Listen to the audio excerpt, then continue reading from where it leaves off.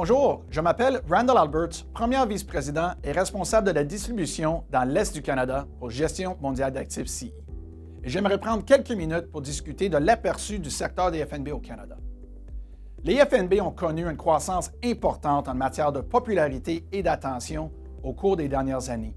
Mais leur histoire remonte à 1990 lorsque le premier FNB a été lancé.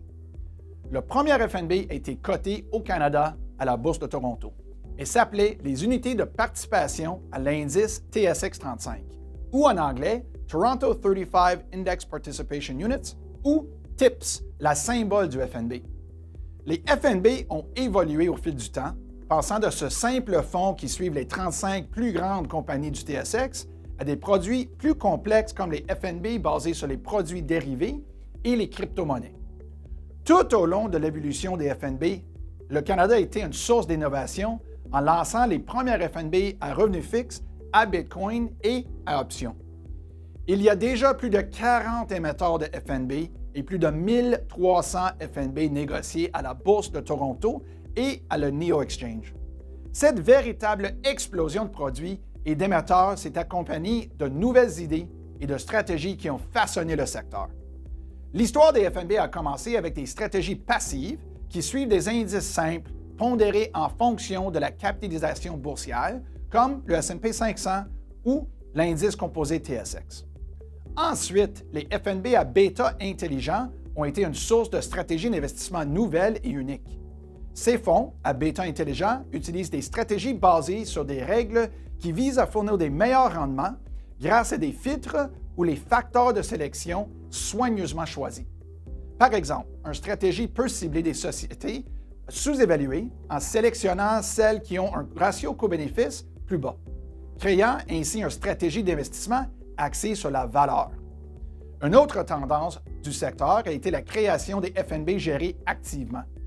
Les FNB à gestion active sont très semblables aux fonds communs de placement à gestion active, dans lesquels les gestionnaires de portefeuille utilisent la recherche et l'analyse qualitative et quantitative pour choisir les titres détenus par le fonds. Cela signifie qu'ils sont négociés quotidiennement sur une bourse, apportant ici les avantages d'un FNB vis-à-vis un fonds commun de placement traditionnel. En rétrospective, le secteur est passé de 100 % des actifs dans les FNB passifs traditionnels à aujourd'hui, où le chiffre a diminué à environ 65 %.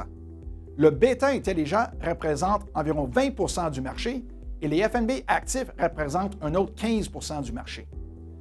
La croissance et la popularité des nouvelles idées sur ce marché constituent une occasion massive et ont poussé les plus grands gestionnaires d'actifs du Canada à adopter et innover leurs approches dans le marché des FNB au Canada. Le Canada est un chef de file de l'innovation en matière de FNB, offrant à tous les investisseurs l'accès à des stratégies d'investissement de pointe comme les options d'achat couvertes ou les FNB à effet de levier ou même les FNB inversés ou les FNB de crypto-monnaie. Il s'agit véritablement de l'un des domaines de la croissance la plus rapide dans le paysage de l'investissement canadien. Il est très excitant de voir le nombre d'émetteurs qui arrivent sur le marché et nous avons vu une croissance qui dépasse maintenant les fonds communs de placement en matière de vente nette. On s'attend à quelque part dans la prochaine décennie, les FNB auront une taille d'actifs encore plus importante que les fonds communs de placement et cette trajectoire de croissance est déjà visible aujourd'hui.